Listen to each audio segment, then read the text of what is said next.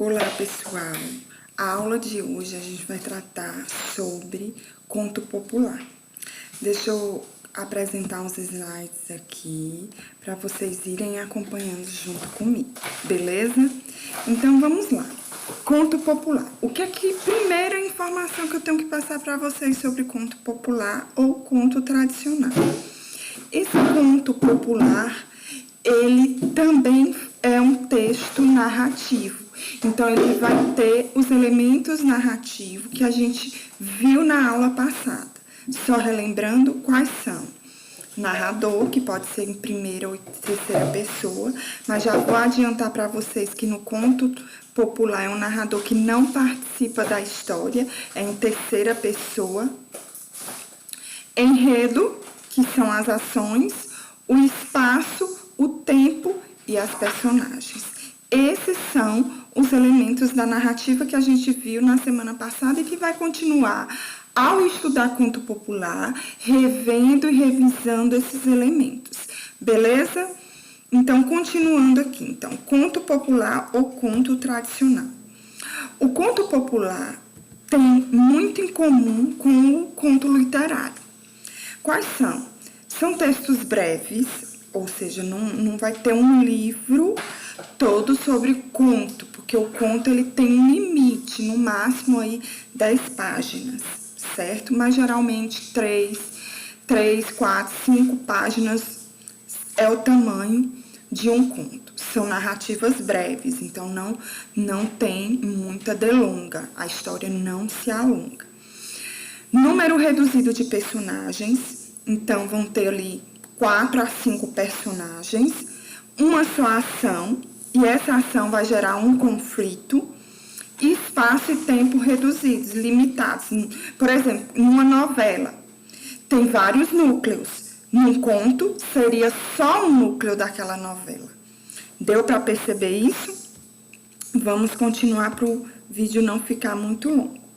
Então, o conto popular. Deixa eu perguntar para vocês já escutaram histórias dos avós, dos pais de vocês, de como acontecia isso? Então, o conto popular, hoje a gente encontra textos em livros, porque foram colocados, né? Foram elencados e passados para livros. Mas o conto popular, a origem dele é o povo. O povo que contava para os seus filhos, o pai que contava para o filho, ou o avô que contava para o seu neto. Essa é a história. Então, pessoas menos letradas, ou seja, que não estudaram e que provenientes de locais rurais.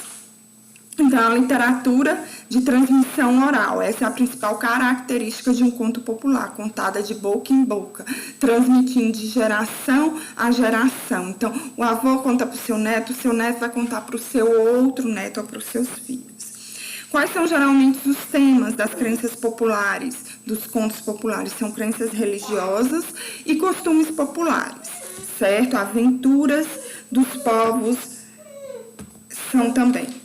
Funções do conto popular. Qual a importância desse conto popular? Ele resgata a história de um povo. Então, ele traz a memória daquele povo. A gente poderia construir uma história de uma comunidade rural baseada nos contos populares daquela região. Apresenta modelos exemplares em situações dicotômicas, bom ou mal. Então, são dois lados. Vinculam valores, patrimônio universal e intemporal, condicionam comportamentos e atitudes, preenchem espaços de lazer, ou seja, é um momento lúdico que aquela família quer passar uma tradição de maneira, eu vou contar uma história para vocês, meus netinhos. A estrutura do conto popular. Bem, deixa eu mudar aqui para vocês irem acompanhando. A estrutura desenvolve-se em várias fases. Situação inicial, desenvolvimento e conclusão ou reposição da ordem. Essa ordem aí é o quê? O enredo. Então, como se estrutura o enredo em especial desse conto popular? Então, situação inicial, a apresentação do herói ou heroína, da história e do seu contexto familiar. Não vai ser muito longo, mas vai apresentar quem é esse personagem principal, esse protagonista e quem são seus pais, sua família. Desenvolvimento vai aparecer um elemento que vai perturbar o mundo, ou seja, o conflito, o problema dessa história. E o herói se vê obrigado a deixar o seu lar para poder enfrentar esses obstáculos, para poder solucionar esse conflito, resolver esse conflito. A conclusão é o desfecho da história, quando o herói consegue, e geralmente é conquistar a felicidade, né? Resolver o problema, sendo recompensado com sua felicidade e sendo reconhecido também pela sua comunidade. Ele vai ser aclamado o herói, o salvador, isso tudo. Vamos continuar aqui.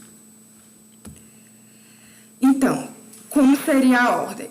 Existe uma ordem existente, equilíbrio, tudo perfeito, sem problema. Ordem perturbada, acontece o conflito, o problema. O herói vem, sai de casa para poder enfrentar essa situação e resolver.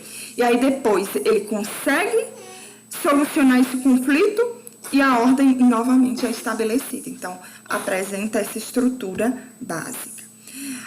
Como a gente poderia classificar os contos populares? Contos maravilhosos, que são os contos de fada ou de encantamento. Contos de exemplo, que é para mostrar moral, bom costume.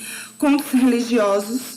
Contos de animais ou fabulários, mas tem um ensinamento dentro deles, tem uma moral. Contos etiológicos, que vão contar a história de um povo, a origem de um povo. E contos históricos. Então, aqui nesse quadro, a gente tem as características do conto. Então, a ação é breve, as sequências encadeiam-se de forma linear, os personagens são poucos, estereotipados, ou seja, apresentam uma característica geralmente daquele lugar. Apresentam características semelhantes. Se a gente for pegar do conto tal com o conto tal, as personagens principais elas vão ter características semelhantes. Espaço é indefinida, mas a gente consegue localizar o tempo. Concentração temporal, geralmente é cronológico, e o conto vai se remeter a um passado. É tão comum que eles utilizam a expressão "era uma vez", certo? Linguagem revela marcas de oralidade, porque o conto ele geralmente é contado na oralidade. Palavras ou expressões pertencentes ao registro familiar ou popular. O narrador, como eu já tinha antecipado, ele não participa da história, então ele não é personagem. Então vai ser um narrador em terceira pessoa.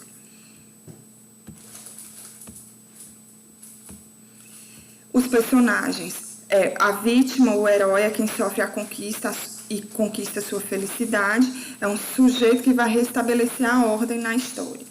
O vilão é quem vai trazer o problema e vai desequilibrar a história, né? Vai perturbar a história, vai trazer a perturbação ao herói.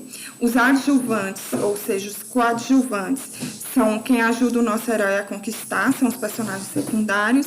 E os oponentes, quem se opõe ao nosso herói, são os personagens secundários ou fazem oposição ao herói. E pronto, hoje de conto estamos vistos. Foi uma aula pequenininha, mas para vocês poderem entenderem a história que vocês vão ler, os dois papudos. Eu pedi para vocês lerem, agora eu sugiro vocês relerem para poder olhar o conto com essas características que foram apresentadas.